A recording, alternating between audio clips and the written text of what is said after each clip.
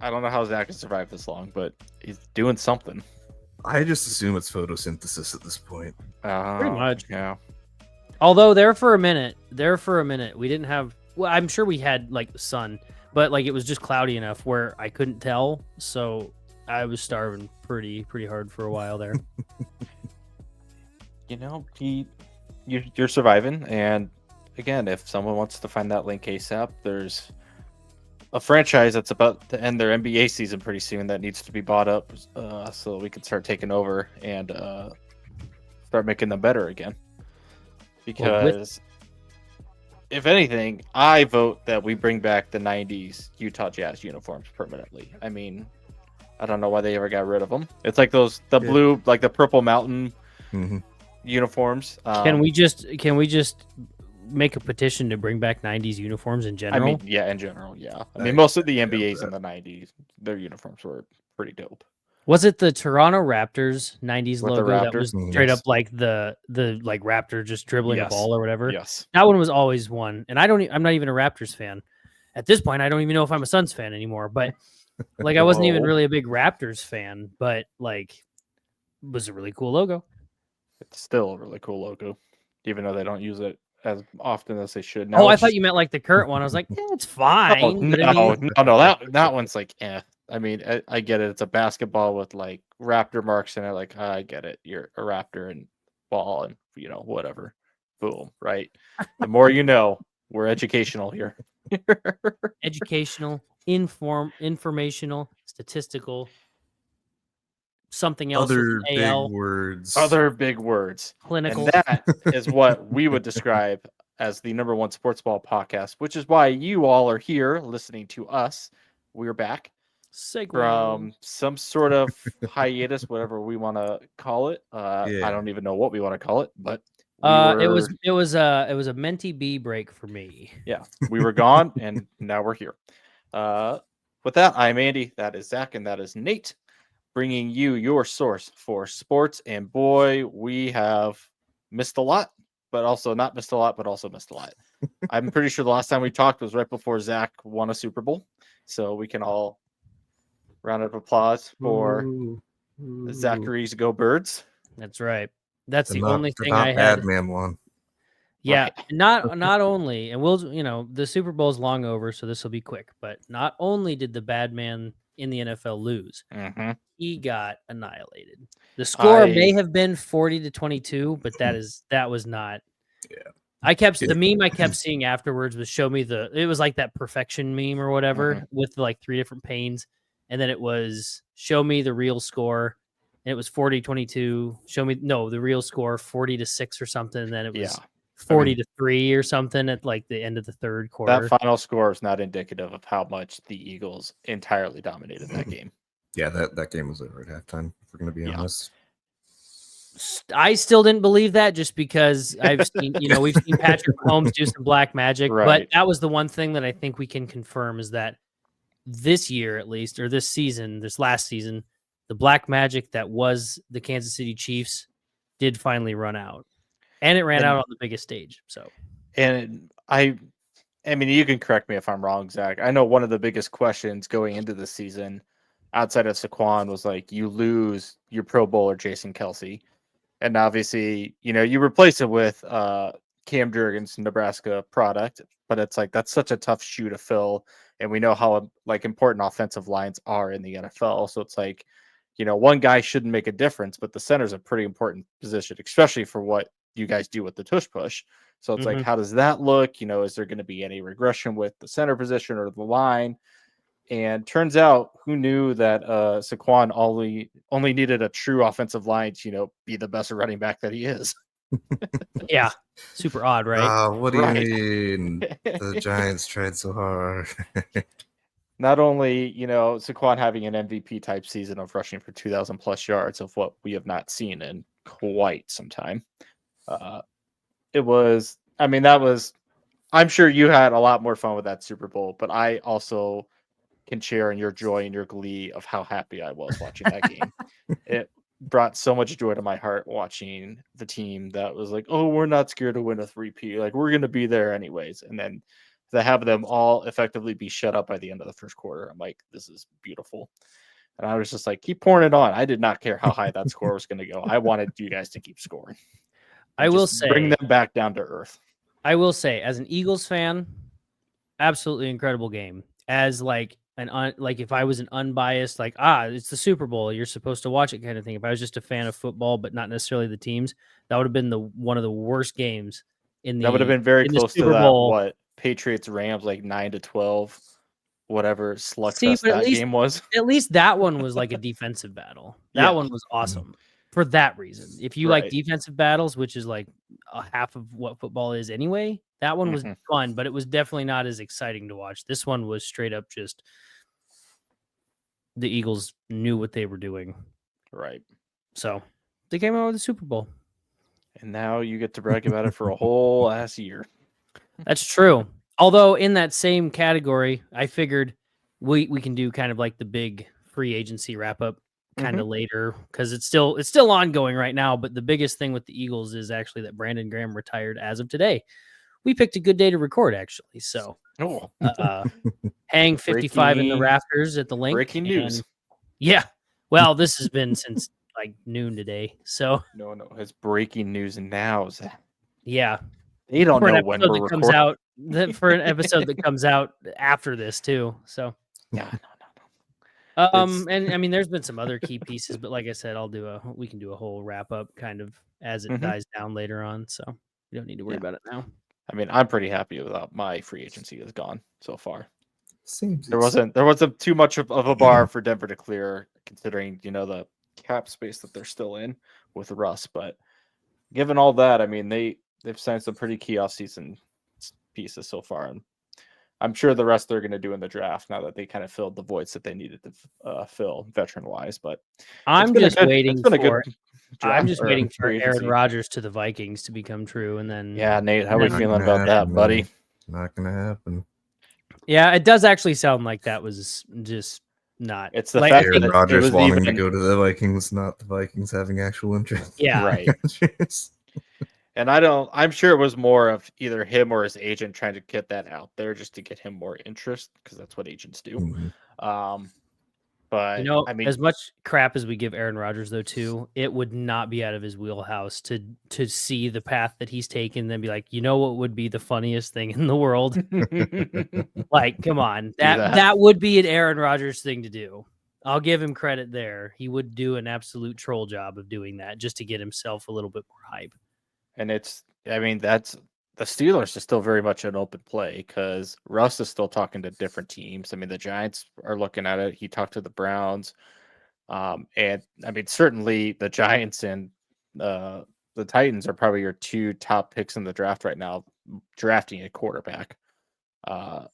So I'm very curious to see where those guys land before the draft, if anything does happen, because then that kind of dictates. I mean, those teams still might draft a quarterback with whoever they get of Russ or Rodgers or anything. So, yeah, I'm very, very curious to see where Rodgers ends up, because that will kind of tell me going to the Giants and then telling Travis Hunter and Malik Neighbors that they're the worst players he's ever seen play football. Yeah, would be the funniest timeline for me. Yeah, it very well could happen. I would love to see it.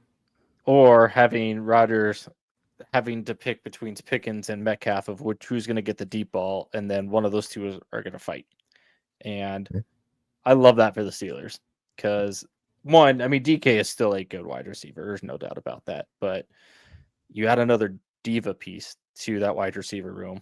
Well, Pickens was already a diva piece. Now you had DK trying to fight over targets.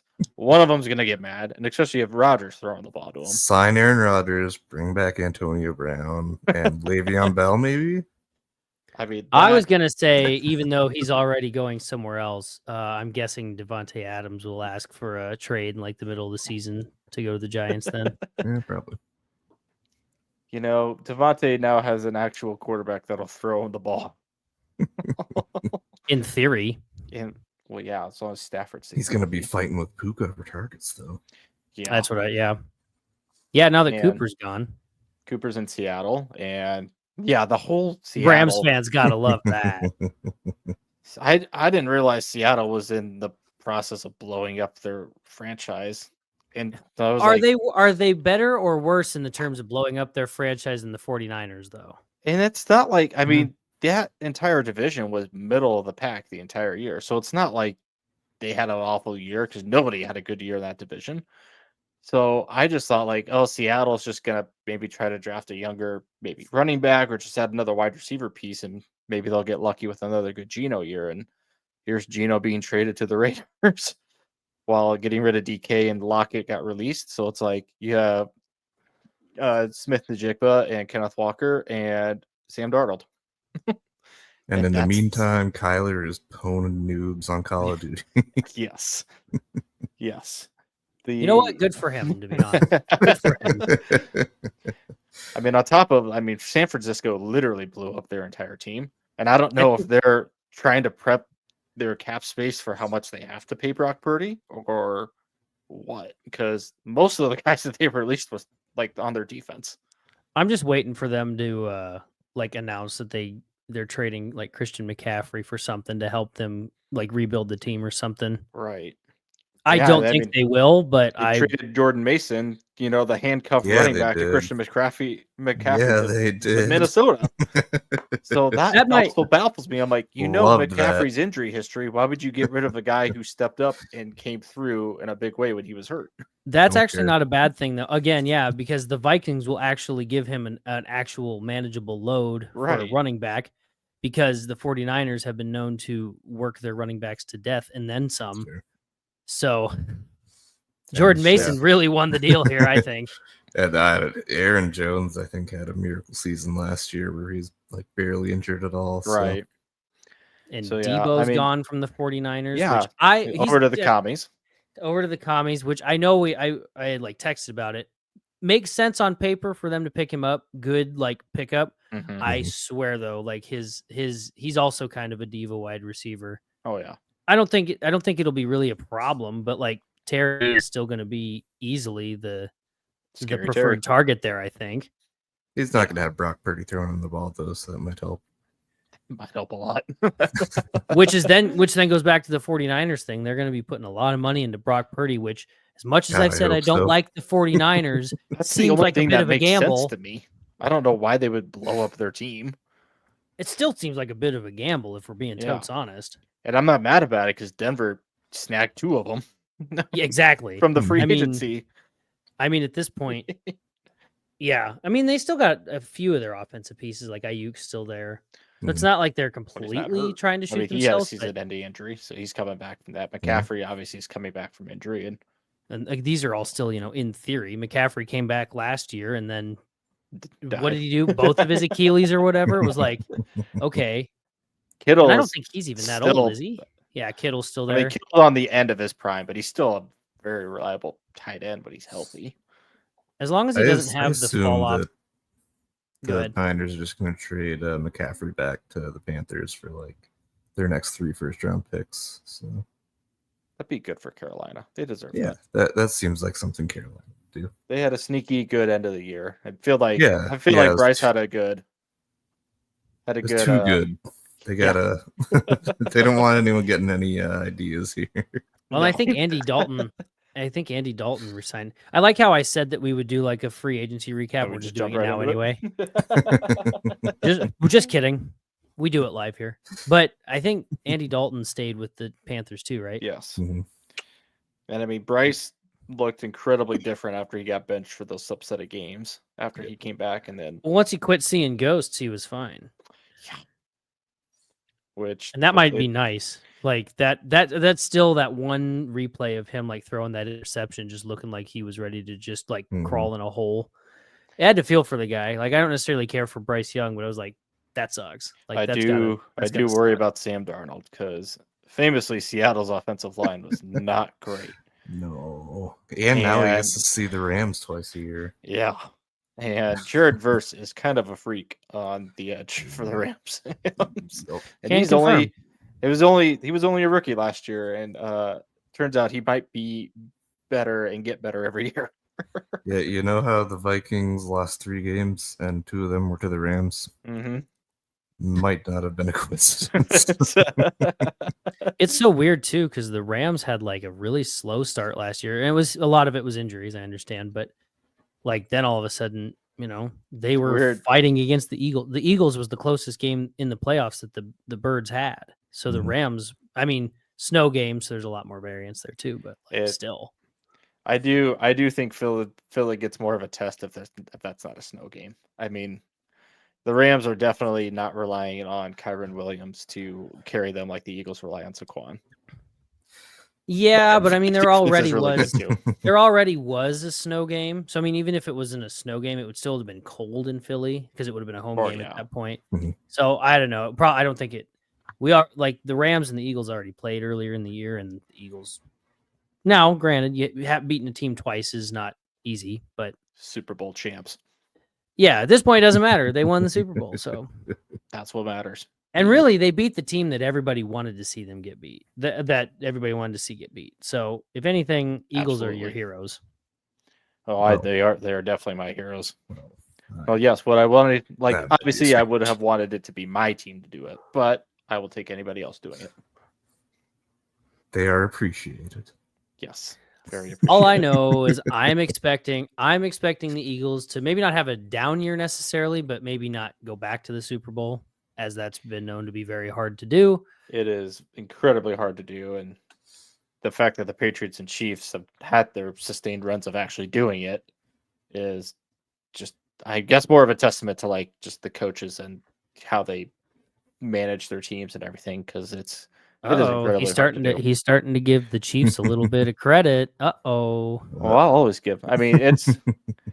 I'm just waiting for you to start on fire or something. Yeah. Who are you and what have you done with Andy? Just as he keeps talking, just all of a sudden you see little flames start shooting out of his arms and stuff. It's what is going on? It's hard to do. I don't like the Patriots and obviously do not like the Chiefs, but I will give them credit where credit's due that it is hard to win in this league. And as someone that has experienced that, and then up until this last season, finally had some glimpse of watching the Broncos experience joy. It could be incredibly frustrating for 8 sad, lonely years between playoff runs. So, having experienced that low, I can now testify that you should appreciate when good things happen, especially your team winning a Super Bowl, because you don't know when the next one's going to happen. Yeah, never. Yeah, or like Nate, who's never experienced it. Man, it's pretty fun. Let me tell you, it's a lot of fun. Yeah, I'm having so much fun not. So I don't even know if I want to try. I don't know if I can handle it. I was going to always have the Minneapolis Miracle. Yeah, that's fair. Just always remember that moment, because who knows if it'll happen again. That's all I can remember. Hey, you had a pretty good last year until the last 2 weeks. Until the point of the season when it mattered. Yeah, turns out you probably need to play better when that happens. Who's to say though? There's really no way to tell. Yeah. These are just details. Yes. Next year. Just like every year before. Next year's year. Next year's always our year. That every team ever before they inevitably lose their first game, and then everybody's like, "Nope, season's over. We're done." That's the best part about fandoms is that game one, chalk.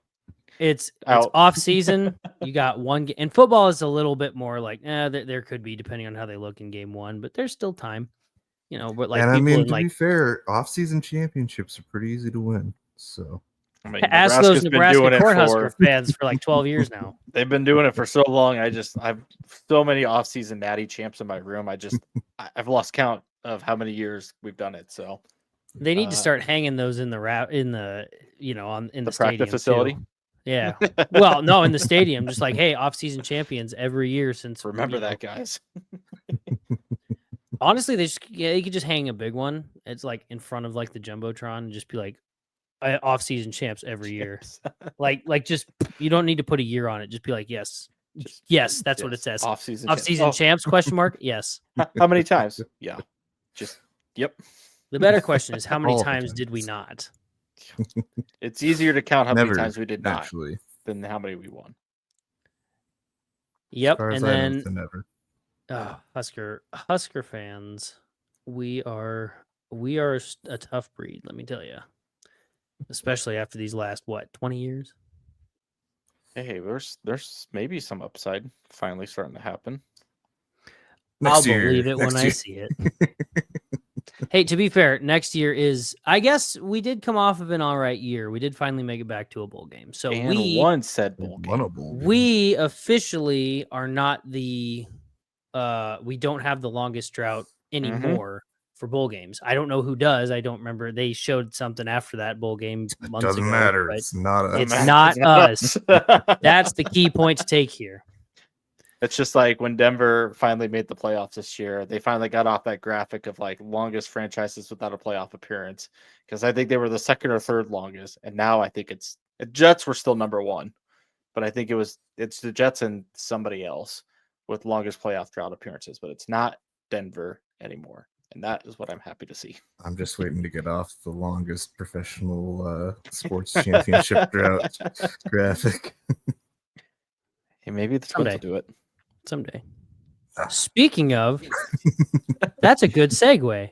Baseball started today at 6 a.m. if you were up watching the Tokyo series. Yeah, so Nathan over here decided to get me into a fantasy baseball league, which is supposed to help me get more into baseball. So if you're a video watcher, you'll notice that my little tag at the beginning said bring on baseball 2025 edition. I was going to put Taylor's edition, but it wouldn't be as funny. And she might sue me. So anyway, that's what I noticed I had points. I opened up my thing and I was like, I had points. And I'm like, what? I didn't think we even started this yet. Are they like V-Bucks? Or like, are you talking points to spend, or like fantasy points that you've accumulated already? Accumulated. Although did the league season actually start, or does it start? So they did this last year where they did, I think it was like Korea last year. Where I remember that, and I know that's what this is. It's those 2 or 3 games that start early and then they take a break. Because I don't think Boston's first game is until like March 27th or sometime next week. Yeah, opening day is the 27th. Yeah, thank God. So they did this last year where like these count as actual league games, but since they're in Tokyo, I don't know the scheduling. I don't know why they don't just do it like Monday, Tuesday of next week, and then have league opening day on Wednesday for everybody else instead of doing it in the middle of spring training for everybody. But I guess that would make sense. Manfred's an idiot, so because it says that I have 177 games to be played, and you have 167, Nate. So I should get more games. Well, Royce I'm Lewis guessing because is I have mid-season form by destroying his hamstring again. So oh hell yeah, he's already out for an extended period, but I can't put him on IL to replace him. So he's just kind of hanging out on my roster. That's an issue. That actually reminds me. Did somebody finally? So when we were drafting on Saturday night, this I thought was hilarious. We're going through and picking players, and it's 23 rounds, and the whole time, like we got past the first, I don't know, 2 rounds, and Garrett Cole was at the top, and then everybody just kept skipping him, and nobody picked him. And then Nate and I are texting back and forth because, of course, there were 2 people in there that were like, oh yeah, I'm going to be at the draft, and they just didn't show up. So we had a minute and a half for them every time or whatever it was. It was like, great. Glad we brought you. And I thought I'd have to be that guy. And I told Nate that, and I actually ended up making it work. So I did my part.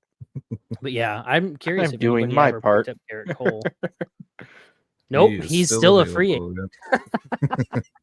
I kept encouraging Zach to take him, but he didn't believe. Who knows? I'll probably need him at some point because one of my other pitchers will probably go and like get busted for. Well, here's the thing. I don't think Garrett Cole's coming back this season at all. No, he's not. You can pick him up all you want. He ain't gonna play a game this year. Oh, it was the day-to-day that threw me off then. Yeah. No, he's having Tommy John, buddy. Yeah, he had Tommy. Well, it still says it's day-to-day, which is not what it should be. So. Yeah. Yeah. Remember the variety of meats that we can put in elbows now? Uh-huh. Yeah. Well, it's a good thing I didn't pick him up then. It's funny though that he Having a was still turkey John listed as surgery.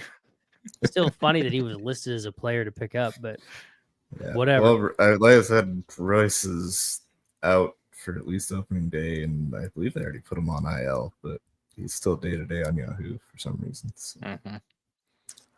Well, hopefully yeah. Mookie Betts gets over his illness because that's what I need. I just read he just bought a bowling team. Yeah. Great. So he's not even going to be focused on playing baseball. Fantastic. No, he will. He's got that Dodgers money, Zach. Yeah, so he doesn't really have to focus on playing the game. Well, none of the Dodgers do. But they're still going to win. One today. Yeah, that's the worst part is I was talking to my father-in-law, and I'm just like, I can't wait to learn more about this sport and figure it out more, only to watch the Dodgers win it again. Yay! Manfred's an idiot and will not install a cap limit, salary, whatever you want to call it, and just let teams spend and loophole their way out of the entire system. But no other teams can do it because they don't have the market money like the Dodgers or Yankees do. The Yankees don't do it because they're really bad about spending money, despite having. Which is weird because the Yankees used to be really good about it. And they would spend it all the time. Even I know that as a basic baseball bitch. But like, who was the one? Was it Juan Soto that got like a 700 some odd million? Yeah. And like they have to pay him more up front than they do with Shohei Ohtani. So it's they're still paying that one player every year. I've always forget his name. But I was going to say that. I don't know if that narrows it down. That one player. Well, I mean, there's a player that's still on their payroll that they still have to pay every single year. Oh, that's been there for like yes. Every July 1st, 1.9 million up until 2035. Yes, I remember us talking about that last year. Okay. So at some point, the Dodgers might be doing that with a lot of their team. That just gets deferred money every single year. Yeah. Also, that is not the word. He's getting 1.9 million every single July. Yeah, I was gonna say if he wants to just skim me like half of that, I'd be fine with that. I'll draft him in my league. If that's all it takes. Like, here you go, bro. I'll take you. I don't even know if you're playing anymore, but I'll take you. Right. But then what was the other one? The other like news. Sorry. Oh, the Rays. I think they can't. They had like a bid for their stadium and they didn't go through.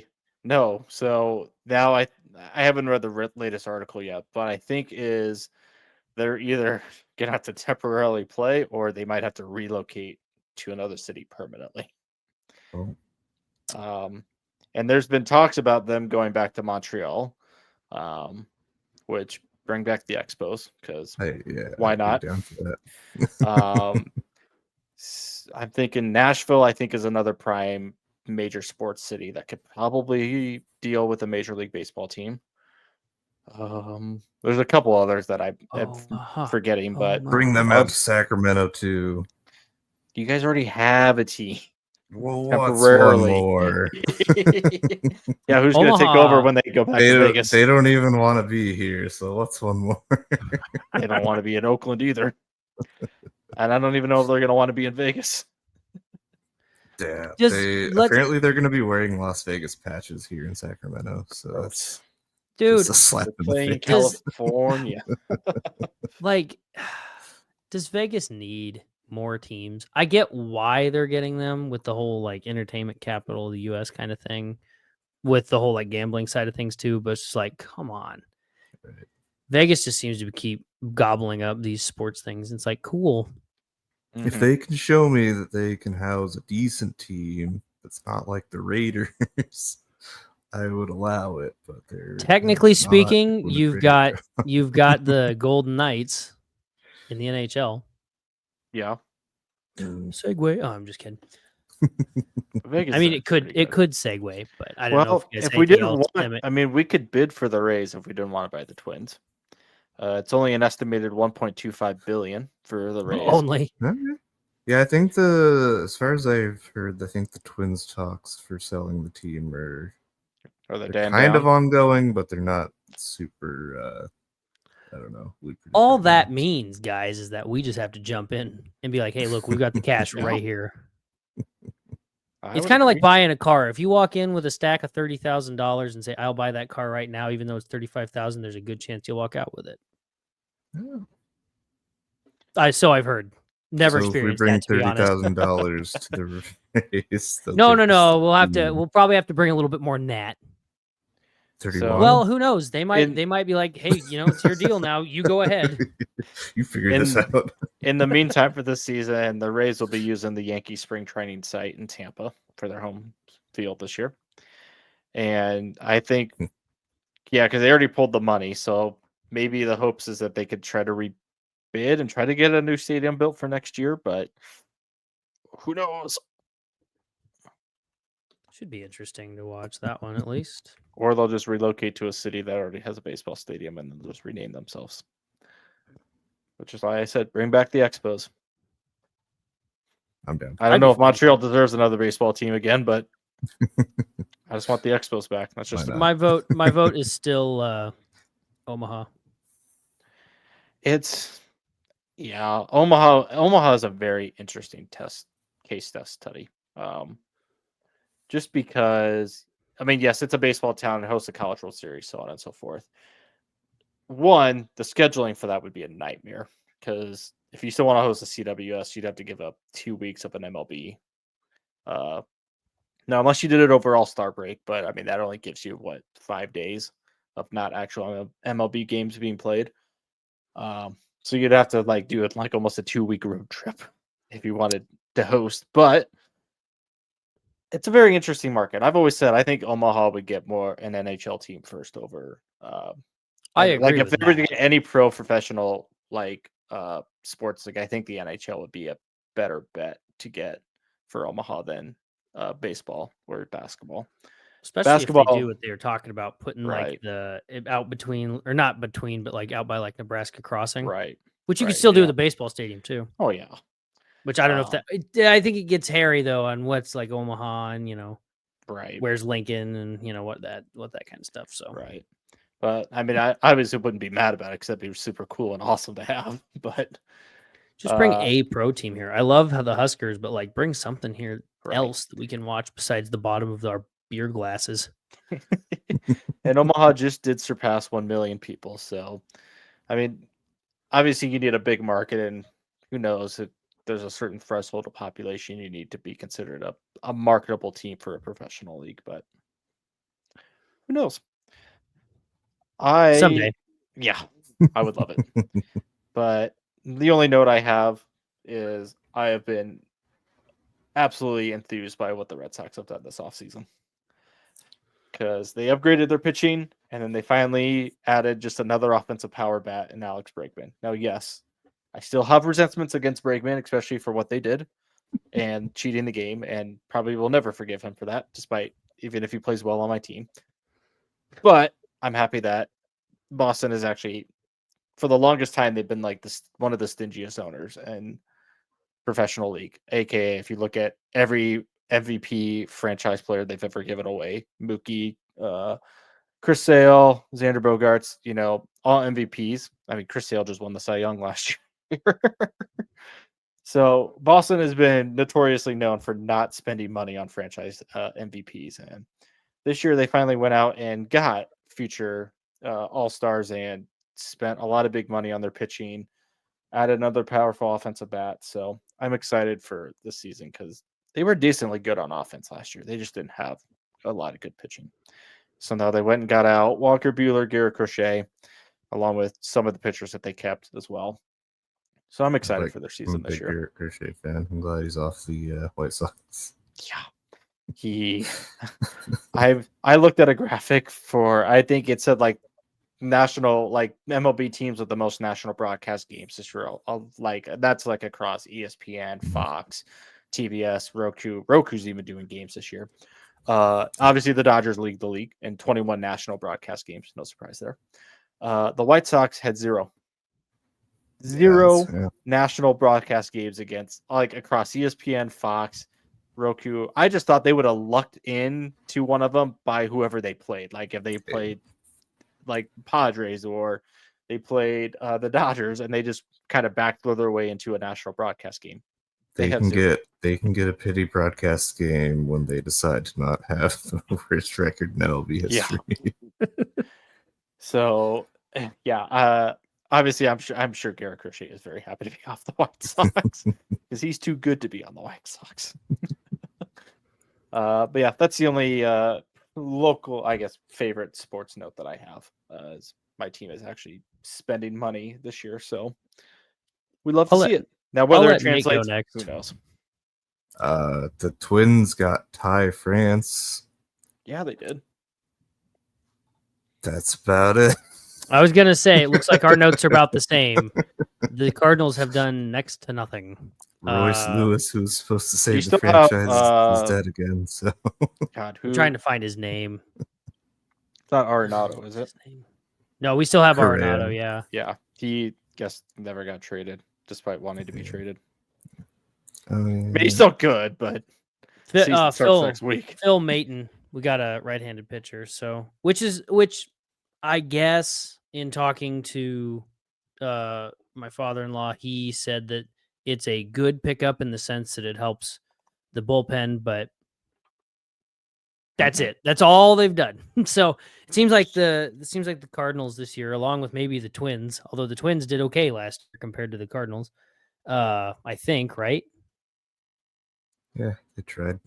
The Cardinals went just above 500. So looks like they're playing a different sport, punting on to next year. So I get it. Yay. Punt. Yeah, you got it. There's no correlation there whatsoever. Nah, not at all. Cool. Well, MLB will be ramping up here before too long, so we'll bring you all the important updates here on the number one sports podcast. And mostly periodic updates because it's a long ass season. Yeah, I was gonna say week to week, it's like, hey, games happened. Yeah.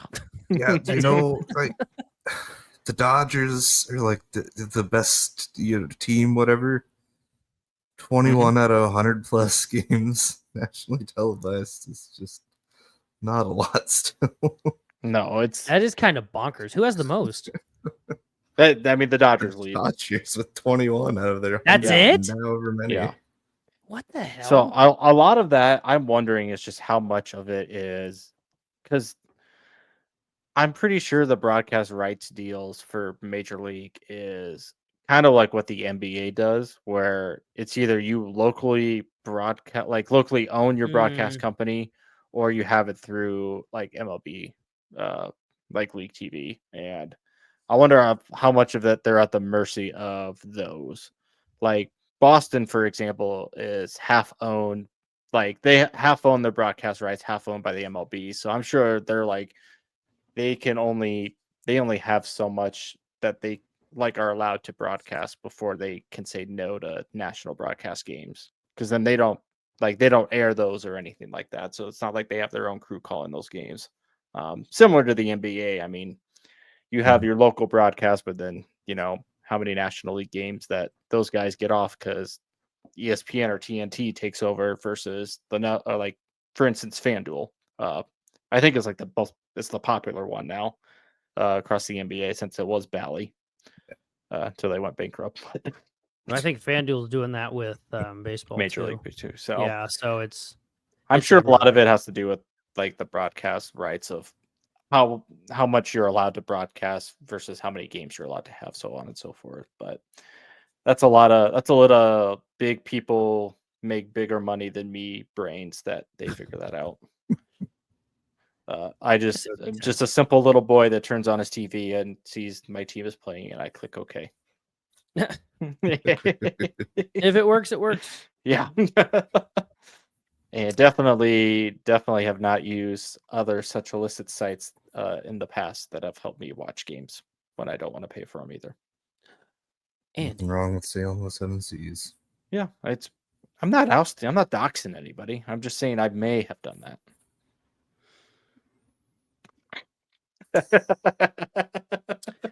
This is my disappointed look.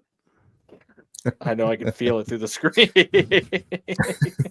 You should never do that. You should not be doing that, Andy. That's against the law. Don't do that. Yeah, that's why I said I may have done it. I never incriminated myself and said I Don't did. do what? I don't know. Exactly. Sounds like you're teetering on the line that you have. No, I give the corporate greed people my money to watch games. Good. That's the answer we were looking for. Yes, capitalism. Don't forget about the billionaires. Yeah. There it is. Poor billionaires. The billionaires. They need more money. Well, Yes, speaking of needing more money, let's go to the NHL real quick. Whoa, who needs more Only money? because when we were talking about this earlier today, turns out they're still doing their thing. The All Star break happened, and the U.S. lost to Canada. That was such a fun game, though. Was a very fun. I missed it, but I did watch like the highlights of it, which started immediately in the first like I know 3 I texted seconds. you guys saying like, if the U.S. wins, it's fun, but like Canada shouldn't lose with who they have on their team. Well, it turns out we know how that went, but it was a hell of a fight. But so I was like, oh, like, you know, as we were trying to decide what we should all talk about, I was like, oh, well, we can easily talk about some of the NHL because it's got to be wrapping up soon, right? No, the playoffs don't start until next month, officially the 18th of April. But it's very close to being done. I was gonna say it'll be a month before we get to talk about playoff hockey, but hockey's still going. It more or less is. I mean, at this point, we're getting lined up into who's going to be in the playoffs, basically. So I can safely say that Nashville will not. No. Hey, they aren't technically eliminated yet, like San Jose. They might as well just give them kind of like that. Just give them the boot now. It's like, no. On principle alone. Next year. I hope. I'm really curious to see I'm really, really curious to see what kind of offseason moves they make, but we'll see. Versus the Avs that did a lot of in-season stuff before the trade deadline and pretty much revamped their roster before the trade deadline. And it has worked out to everything else. They have now got out of the wild card spot and are now third in their division. Now, granted that if the playoffs started today, they get a first round matchup with Dallas, which that might not go super well for everybody involved. But the Avs ownership just kind of said, we're going to win now, so we're just going to trade for whatever veteran pieces people want to trade to us. And they did. And I'm like, okay, that might not be super good depending on how many old veterans you get. But I don't even know what they've won since the All Star break or since the trade deadline. But they, like I said, have gotten out of that wild card spot now. So as long as they keep it up, they have some good momentum going to the playoffs. And really, they're only 2 points away from getting the second place game, which, again, it doesn't matter if Dallas and Colorado flip because those teams still play each other the first round. It's just who gets the home ice advantage, basically, is the second seed in that situation. So, yeah, it's like Zach said, it's coming to an end in terms of the playoffs starting where I'll actually be watching more of it because playoff hockey is hockey is a whole different ballgame. It is so much fun, even if you don't care about the teams involved, because everything is just like high intensity the entire time. But that's the only update I have on the Wild is that might not have been a great idea to have everyone on the team get injured. Yeah, that's generally not how you win. Not a great game plan. Not working out for them right now. We'll see if maybe that script flips next month. But they're famously running out of time. They're still in the. They still have the. They're also famously running out of players. Yeah. Surprisingly, though, even with that happening, like they're not that far removed. I don't think. I don't know. What do they take the top? No, they set themselves up before everyone died, and then everyone died, and see, there you go. It kind of fell off. So how sitting on the side of the road at the moment, it's in like a little rut that they didn't anticipate, and we'll see if anyone comes along to fix it. So how the playoffs work in terms of seeding, Zach, is I'll just do the Central and Pacific because that's what I'm looking at right now. So the as it stands right now, though, Jets and the Knights are the top seeds in their divisions. They would get the wild card teams, which would be the Wild Canucks, and then the second and third place teams of those divisions would play each other in the first round, while the top seeds get the wild card teams, basically. So they take the top 8. Yeah. So you take the top 3 division teams, and then you take the first 2 wild card teams, and those are your playoff teams. Gotcha. Yeah, as long as we don't. So Minnesota's comfortably in the the first wild card spot right now. It's likely going to stay that way. Looking at these other teams, like I guess St. Louis could do something wild and crazy, but that would mean Minnesota would have to lose pretty much everything going forward. Yeah. I mean, St. Louis has a better chance to flip with Vancouver than.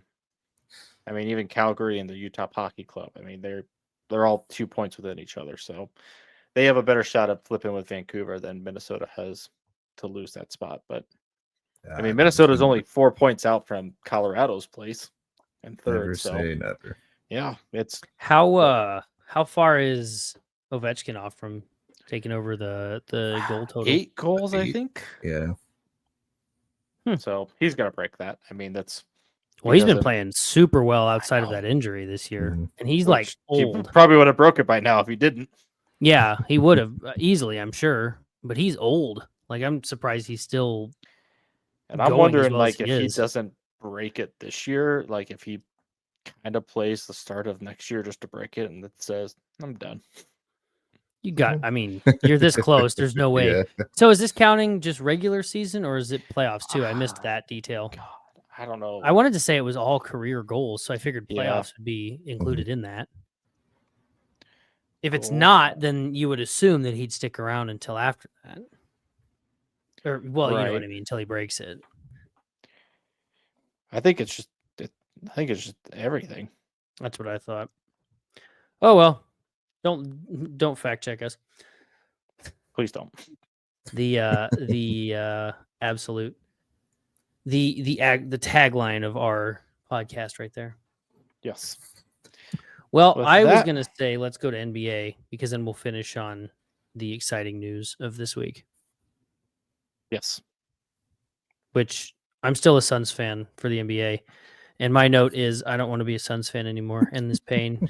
Zach, in the pain, please. Like I said, you have a very much realistic shot of getting up for like. I know that's the worst. That's the worst part. Is it's like they have a roster. Dallas is dead. Basically, and the worst. Like I'm guessing that Dallas is at least putting in effort when they play, though. But the Suns just look like they don't care. And it's like, and so quite frankly, I'm only seeing this through like clips on the internet. I don't watch the games because I'm like, forget this. If they don't care, then neither do I. So I'm just keeping up. I'm keeping up vicariously through the internet. But I'm like, no, this just the roster construction is not good. At this point, it's like blow it up, making, the next couple of years will be rough, but blow it up, build around Devin Booker and call it good.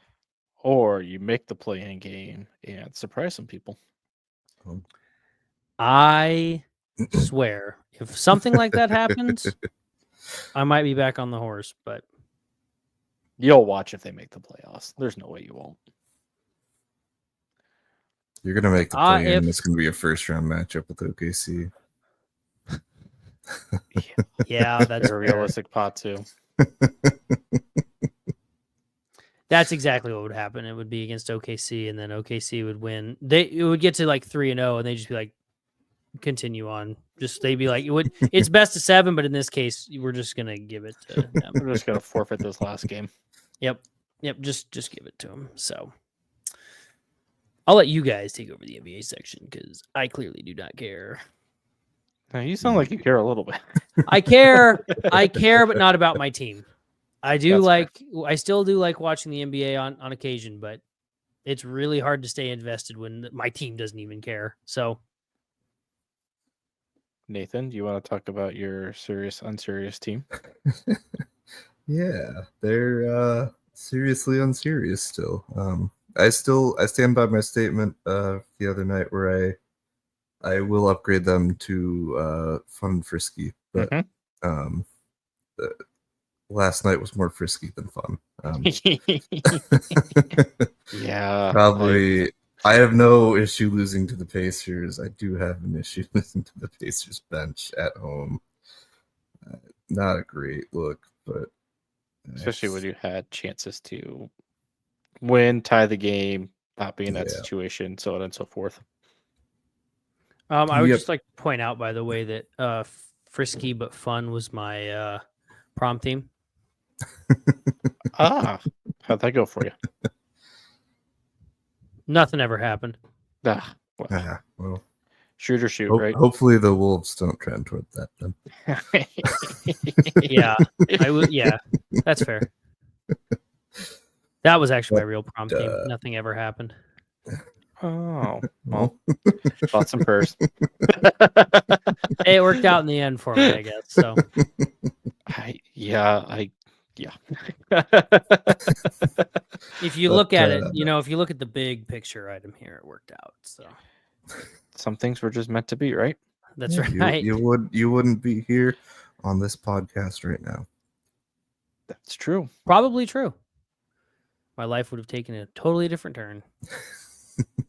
All specific. Somehow going back to my prom. I don't even know which one. Just one of the proms I went to. That was the one of my life. The one. The prom. Just like the Ohio State.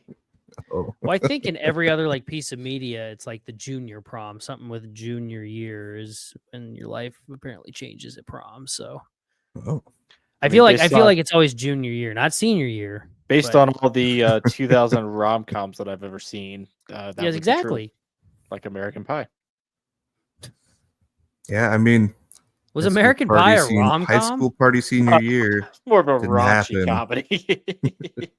Yeah, there's romance in there somewhat, but I don't know if I'd call it a rom-com. Otherwise, I've been watching the wrong type of rom-coms then lately. Yeah. Not anyway, the ones, back to the serious discussion, boys. That one. Wolves are weird. They went on the league-leading 8-game win streak prior to last night, and still stuck in the play-in because literally everyone else ahead of them kept winning. So until last night, Golden State decided to lose last night as the Wolves lost. So God.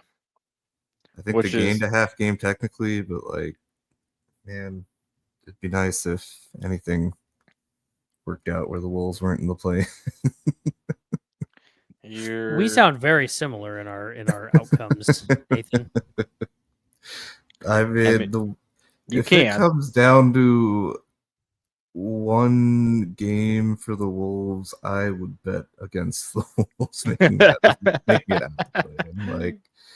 Let's be real. They're the third worst team in the clutch, I think, behind Washington and Utah, who are the two worst teams in the NBA. So not great. I think their record in clutch games is now 18-24, which is not a good record, but it's also a lot of clutch games to play. So true. I don't know what that means, but they're in a lot of close games and really bad at winning them, I guess. But sometimes they do win them, and it's really cool. So we're gonna hinge our entire season on that. It's called the FAFO method. Yes. Well, thankfully, Nate, if it were to stand right now, you at least would avoid OKC. You'd play the Rockets if you won the playing game. So I would honestly, that'd be a lovely matchup. Right. Houston or Denver would be my top two. Because right now, I guess that might be out. No, it's still updated. Because Houston would be the 2 right now, so the 7 versus 8 would get the winner. That team would get the Rockets as the winner, as the 2 seed. So as of right now, unless Zach's team can catch up, it'd be Sacramento or Dallas that would get OKC. So don't count on it. Do not, because the Suns have one of the hardest. Well, I guess it would be because the loser of that game would play the winner of the Sacramento Dallas. So then, really, whoever wins that game.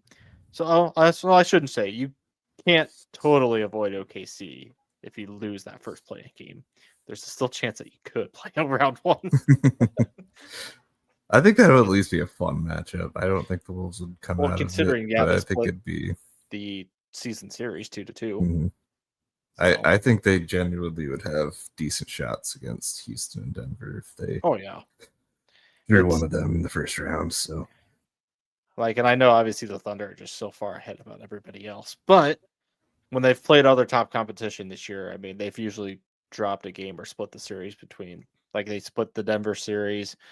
They still play the Lakers twice in the upcoming days. I think they split or won the Rockets series 2-2 or 3-1. So when they play the other top competition, I mean, those tend to be either close games or some games that they've dropped. So, it's just, can you bring it for a 7-game series against every team? I mean, that's true come playoff time for every team, but I wouldn't be too worried about the Thunder, at least in the first round. I feel like Shea's going to be have something to prove after last year. So yeah, it's the only thing that does concern me is just how healthy will they be going into the playoffs, and that's even when they've been hurt.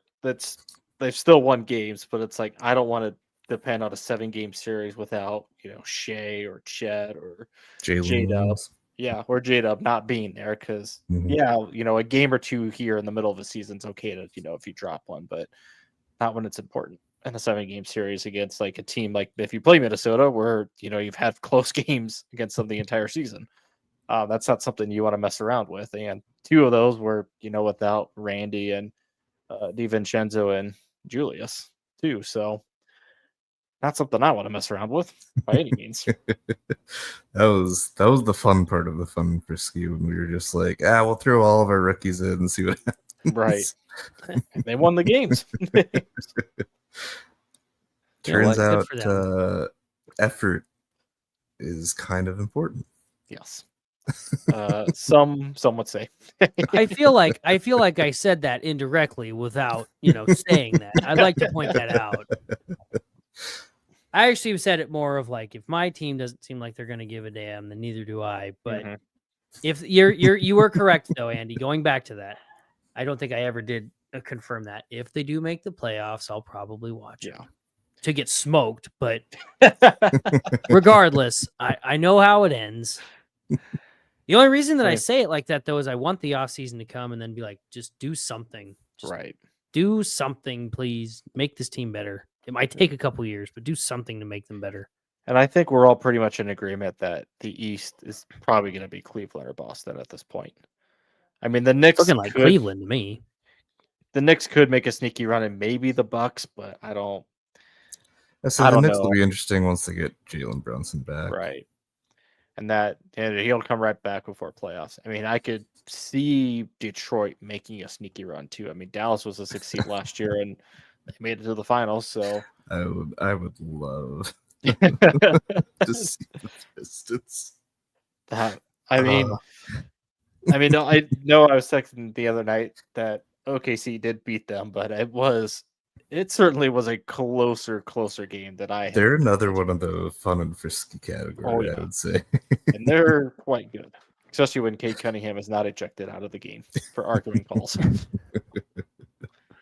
which was insanely stupid. I was like, why? Especially your best player, that's Shea getting ejected out of a game for something stupid. I'm like, why would you do that to your team? They're Ant getting suspended from a game for too many technicals. What's the limit? Lost the game after. What is the limit of? So your 15th technical, you're suspended from one game. And then I think after each technical after that, it's either a game or 2 plus the fine. Is it throughout the season? Yeah. Mm-hmm. Holy technicals. Holy cow! Yep. At least when Draymond gets suspended, it's one technical and a fight. He just makes it evident right away. It's not like he's building up these technicals to get ejected for a game.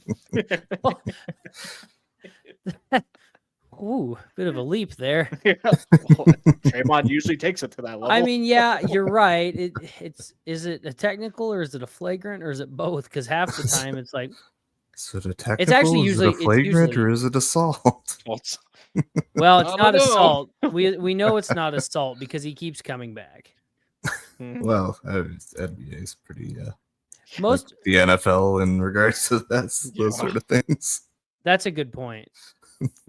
I mean, anymore the MLB, Jesus, the NBA, they're damn near like shoulder tackling people anyway. So, Yeah. Just no gambling, but also use promo code GAMBLE. Yes. As all of our local broadcasts are produced by FanDuel Sports Network that bring up live betting odds during the actual NBA game. If you ever use their mobile app when you're watching games, there's the stats and odds button that you can click during the game that'll literally bring you real-time stats and odds during the game you are watching if you wanted to bet. Now, for a league that says, please do not gamble. Just wait until they start like at the games themselves bringing out like card girls to say, here's your betting odds. Probably. First quarter betting odds. They'll send the players in the stands like, hey, man, +8.5 here.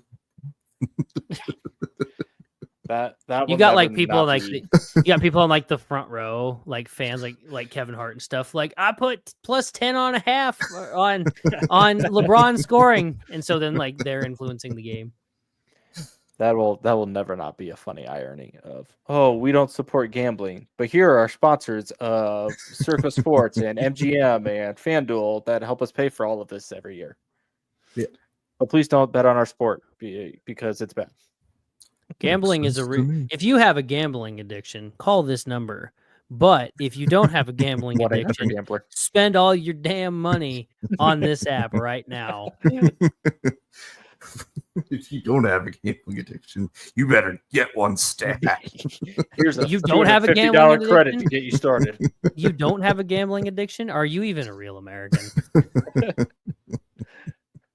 Oh boy. I knew it was a problem. And I mean, I knew this has been going on for years before this, but I knew it was a problem when however many years ago when you could go into FanDuel or whatever and be like, for the Super Bowl, heads or tails on the coin toss. I'm like,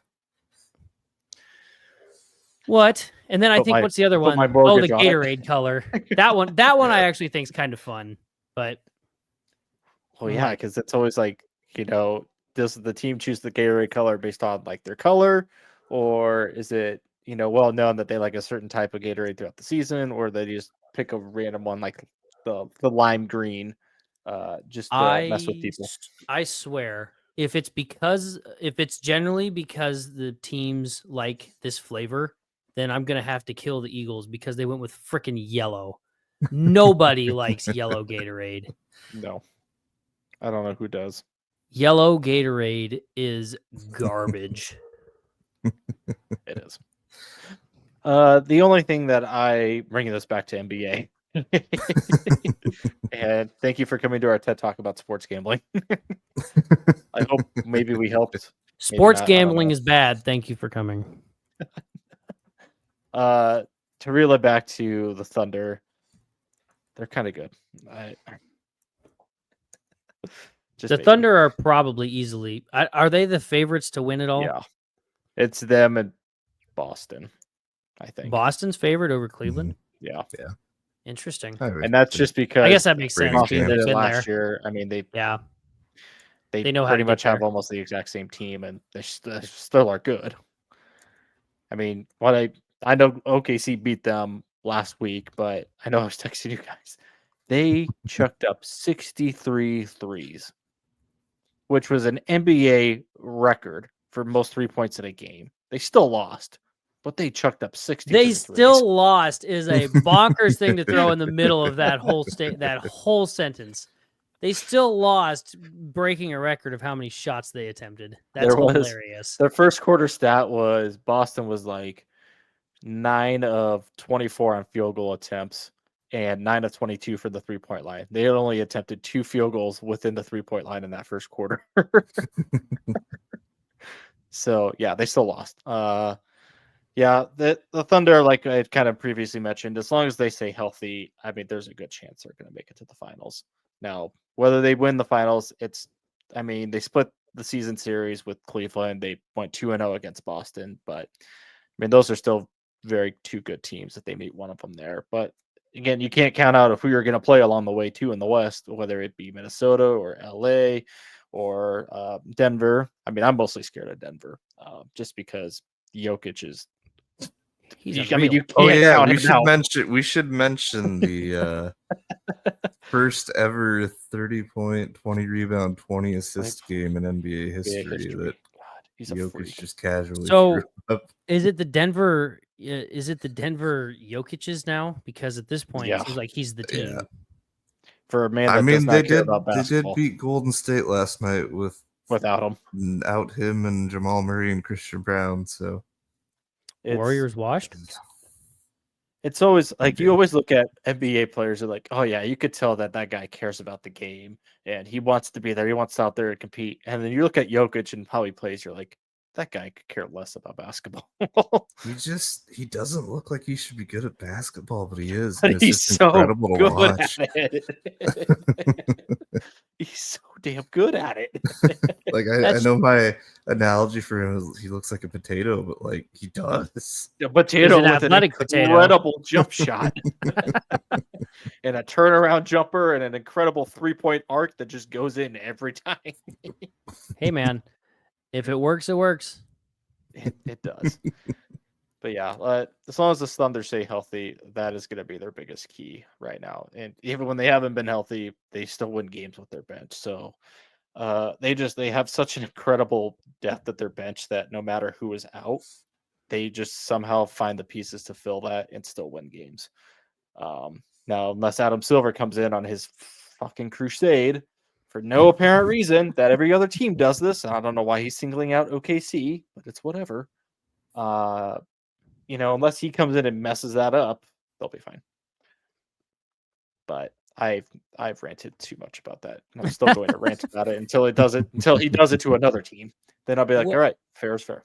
Well, speaking about going to the finals, we're actually here to talk about one thing only. The rest of this podcast has been for nothing because it's that time of year again where we get to talk about the madness of March.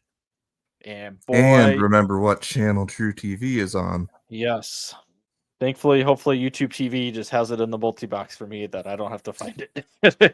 I'm watching it right now with Alabama State and St. Francis. Oh yes, the first of the playing games. Yeah, I still need to fill out my brackets, but I was looking at it right now and I was like, I looked at immediately, Auburn and Duke on the top sides of the bracket. And then it just says there's just a gray bar. And I'm like, did I forget how this works? And then I scrolled down to the bottom. I'm like, right. The play-ins haven't happened yet. Those are the play-in people. There was a realistic world about a month ago. We were sitting here right now talking about Nebraska and what seed they are. Guess what didn't happen? Guess what didn't happen? Nebraska went 1-6 in their last 7 games. I don't recall Nebraska having a basketball program. Well, I think they do for tax purposes, and that's it. They were 16-8, and they finished 17-14. But they're going to the college basketball crown. They are going to the Fox one. So, as somebody that doesn't follow college basketball until this point in the season, especially with like our local hometown heroes, what is that? Is that the new name for the NIL or whatever? Not NIL. It's NIT? the new version of like an NIL type postseason tournament. The way I've seen it described, I think it only takes the 3 top program. I think it's teams from the Big East, Big 12, and Big 10. Yeah, essentially the NIT is owned by ESPN now, and so they invite the SEC and ACC. And the college basketball crown invites the Big East, Big 10, Big 10, Big 12, which are owned by Fox essentially. Yeah. So, yeah. So, but I don't know if the NIT is doing this, but I know at least for the crown, depending on I think if you finish in the top 4, you get like some amount of NIL payout based on where I think the winner gets like $500,000 in NIL if you win the crown. So I think that's the kind of twisted incentive for the crown as well, other than being left out of the NIT because of the conference you play in. I think it's just the NIT with extra steps then. Yeah, South Alabama had got their accepted to 2 NIT invite rescinded because they made a mistake. And boy, I would hate to be that team and that coach to say, "Hey, we're going to the NIT," and then 30 minutes later be like, "Oh, sorry, ESPN messed up." Yep. Good for them, though. But outside of the realistic world of where we could have been talking about Nebraska, nonetheless, we still have a bracket. I am all in for the Fighting Garbage Cans beating Rick Pitino. It's not going to happen, but boy, if that does happen, boy, that would. I don't know how I'd feel. I'd be happy because, like, yeah, UNO upset St. John's, but also UNO would have a NCAA tournament win before Nebraska does. That might be how I to feel. say, hey, yeah, I let's don't know fire how I Fred. feel like that sits with me, but it'd be super fun. That would ensure the maximum amount of chaos in Nebraska. Oh yeah, like for sure.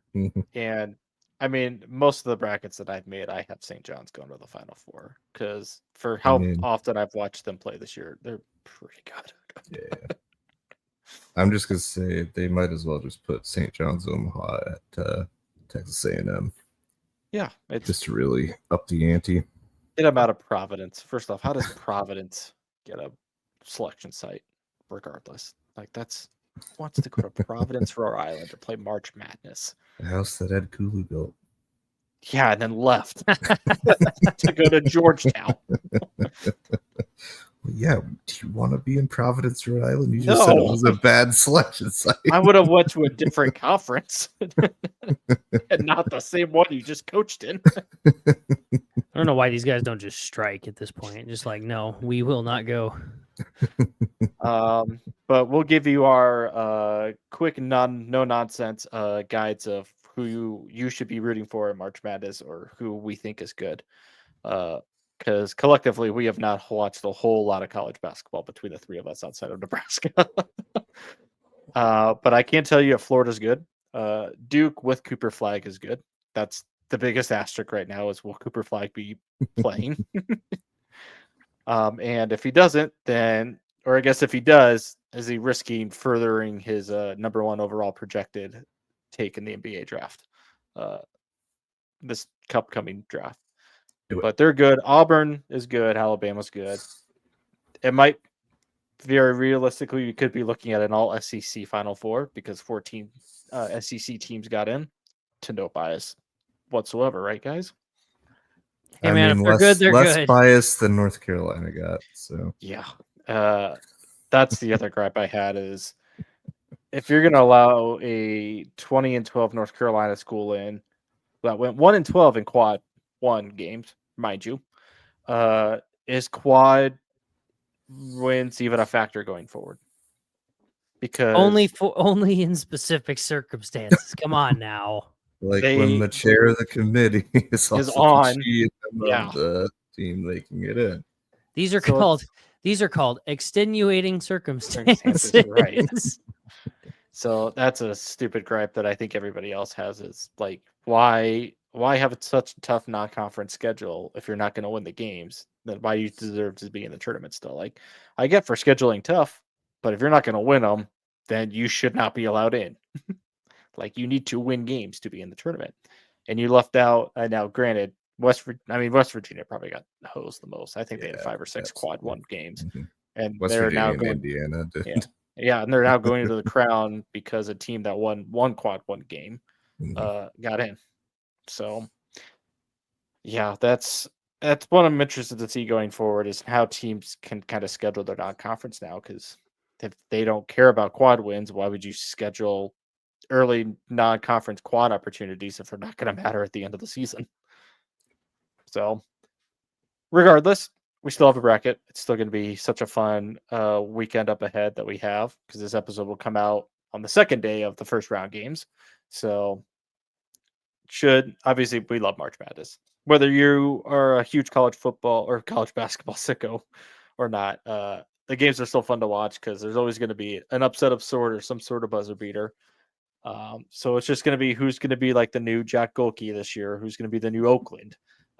That's always the fun of picking the brackets is which of these lower seeds is going to go on a hot run and be the Cinderella heartthrob of the bracket. I don't know. There's so many possibilities. I think the one that got talked about the most was like the UC Santa Barbara or San Diego. Yeah, team that's playing Michigan, because Michigan, despite how many games they've won, how many of those games they have won by like 4 or less points? It's been most of them. Well, and Michigan's only favored by 2.5 points in their prediction. Because they are iffy. And yeah, they're a 5 seed, but like they're kind of like what the Vikings were 2 years ago, is they won a lot of games, but by like how many points? Wasn't a lot, but they still won a lot of games, which makes, it matters to get you in the tournament, but you get to the postseason and you're like, is that going to come up to it? Like, is that going to catch up to us at some point? And all it takes, and we know basketball, all it takes is just one good shooting night to ruin your season by some random team. And that's just basketball. So I'm hoping we find a new Jack Golke that's just going to go on an absolute heater from 3, so that we can all latch on to and cheer for. I'm just glad to see that Grand Canyon's in it again. Last year they were kind of they still are a Cinderella story by this, but like they were a true Cinderella by like being really, really low ranked and ended up winning their first game. So I'll be watching that one pretty closely. Oh yeah. And I don't think there's, outside of like, I don't think there's like two, well, I guess we had talked about the Providence Regional, where round 1 you get Calipari versus Bill Self. And then the winner of that game might get one of those two coaches versus Rick Pitino. So that might just be an all-time legacy coach region right there. Not that their coaches are like, since Dan Hurley came onto the scene, I always kind of compare everything to like, are you Dan Hurley intensity? Or are you just like Bill Self intensity, where like you get mad a little bit, but like not to the height of Dan Hurley, like screaming, crying on the floor, yelling at refs, because that's Dan Hurley, who is an absolute dingbag. But he's won 2 natties, so like technically has a chance to win a third. So technically has a chance to win a third. It's gonna be hard, because if they win, they will play, I believe, Florida, most likely Florida, and I also have Florida as one of the Final 4 teams. I don't know, man. I'm thinking we need to bring back the era of what was his name? Bobby Knight. Bring back some Bobby Knight. Yeah, bring back some Bobby Knight energy.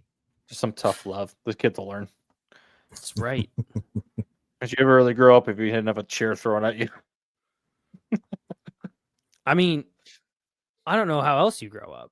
Exactly. Like, you don't learn until you have a folding chair thrown at your head. Until your life is in danger, you don't really learn.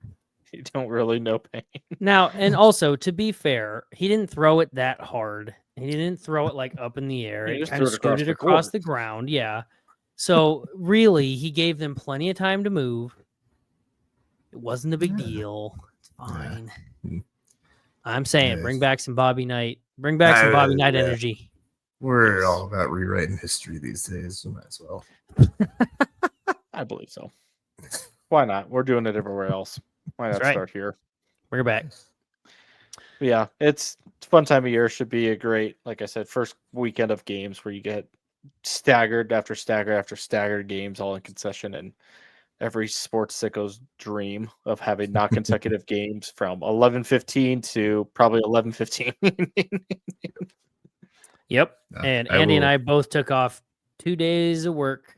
Oh, that's good. I took it off also because I just needed a couple days break, but I'm like, well, this is the perfect excuse to use it. So sit on my butt all day and watch basketball. And Andy said he was going to come up and watch them with me. So well, now there's this thing called a blizzard happening. Yeah, I was going to say, I was like, that would be cool. I mean, if you came up now tomorrow morning, yeah. Or wait, that's supposed to start tonight, isn't it? Yeah, never mind. I mean, it'd be fine. I think I'm not going anywhere after Wednesday. Yeah, that's fair. Yeah, I won't be able to either. There's gonna be no movement on your part. All right. Do you guys have, before we kind of wrap it up, do you have a quick off the top of your head, who do you think is going to win? I was gonna say I was gonna start off with my favorite or my most intriguing matchup from the first round is I think BYU VCU. I think that could be a fun game. Yes, BYU went on a hot streak at the end, but VCU was also good. VCU's got some defense, and I believe their coach is the former coach of UMBC, so that first 16 seed ever. So, and if we know anything about basketball, defense travels first before the offense. Yep. And then kind of a lame pick, but I'm going with Houston as they look like that team. Yeah, I feel like I know they always struggle when it gets to March, but like they look like that team. I mean, you can't really, even though they might struggle, you can't really count them out though either. Like they always at least play well enough to make an argument towards a run. You know what I mean? Yes. So that's my pick for winning it all. I'm rolling with Houston. I've been like in a toss-up between Florida and St. John's. Now, granted, they're on the same side of the bracket, so only one of them's going to come out of that. But early indication for me is Florida. I don't know if I trust Auburn, and it's very hard for the number 1 overall seed to win. Now, UConn was the last one, so different. That's because that UConn team was stacked with a couple guys that are in the NBA right now. So that tells you anything about how stacked that team was. But yeah, early leaning with Florida right now. Duke, I'm just not 100% sure because I don't know about Cooper Flagg, if he's going to be 100% by Friday or Thursday, whenever they play. I mean, that they still won the ACC tournament without him, but it's, how long can you go without your star player? Especially when pressure time like this happens, when anything can happen. So I just feel like they've got a tough potential road too. It's like, yeah, Baylor, I don't think it'd be a slouch. And then you're either playing Arizona or probably Dana Altman. Yeah, right. He's a March magician. And then if you make it to the Elite Eight, you're gotta compete with Alabama there. So Wisconsin was one of the higher scoring offenses in the league, like the nation this year too. And John Tonje is absolutely no joke of a point guard. So yeah, I mean that's a lot of firepower on that side of the bracket as well. Zach, you got any indications here? Oh, let's see. Well, I already kind of said one. I'll take kind of Nate's route here because I like that idea. I think one game that really intrigues me, and just because I said of it last year, was the Maryland Grand Canyon game. I'm sure Maryland runs away with it essentially, but I don't know about runs away with it, but I'm sure I'm sure they will. But like that's one of those where it's like it'll be Maryland, fun. Like, hey, they were here last year. Maybe they can do it again. Maryland has the best starting 5 lineup of any team in the nation. They rely 0 on their bench. That's because all of their starters score like 20 plus. That's what I mean. It's like I'm sure Maryland's got it, but it's March. You never know what's going to happen. Queen's probably going to be a top 20 something draft pick for sure. I mean, they're a 10.5 point favorite in this game. It's I'm not saying it's a lock. It's March Madness. Anything can happen, but it's the whole Grand Canyon did it last year. Can they do it again? So I'll watch that one just because, why the hell not? If I had to pick an overall winner, though, I don't know.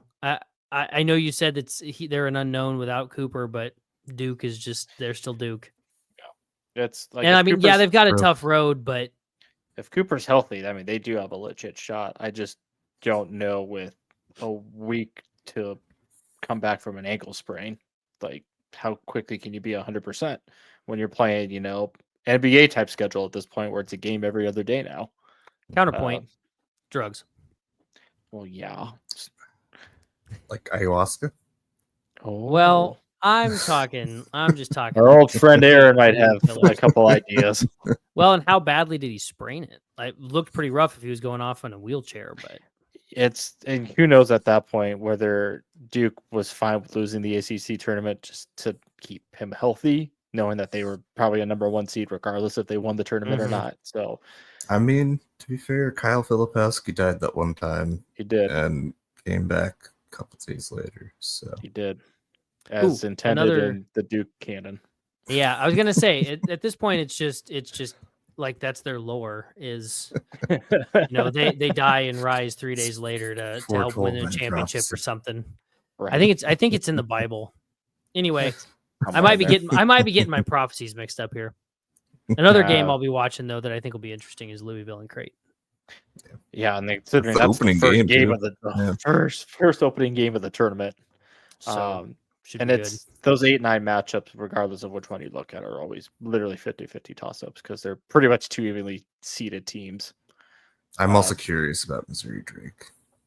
Yeah, Drake is what 30 win team or close to that. Yep. Yeah, and their coach he's a great from Northwest Missouri State. So their coach is good. He'll probably take a Power 5 job after this season if he gets enough offers. I would not be surprised. Good for him. Yeah, fun time of the year, boys. A lot to look forward here over the next 2 weeks, where you got the first and second rounds, and then you get the Sweet 16 and Elite 8 games the following weekend. So a lot of basketball to be had, and as we just get closer and closer to playoff races for both NBA and NHL, and MLB starting next week. So a lot of this time of year where a lot of things are starting and ending kind of in the same time period, and then eventually it'll be just baseball. And then we'll have that long off season until we count down until football happens again. A long sleep. Yes, a long sleep. Hey. Like I said, I'm going to get into baseball this year, so we'll have a lot more to talk about finally. And next time, Zach can talk about Big Cargo Burr. Yeah. If I wasn't on a time frame, I'd talk about it. But that'll give me at least two races to talk about. Because now I can't just say Verstappen's going to win everything now. No, that's why you guys should watch it. I don't know, Big car is indeed going Burr. They are. Other big cars, but Max Verstappen are going Burr. Well, I mean, he's still going Burr, just not as fast. Just not as fast. All right. But well, we did it. We're back. We are back. I'm Andy. That's Zach, and that is Nate. We are your Sportsball Podcast, your source for sports.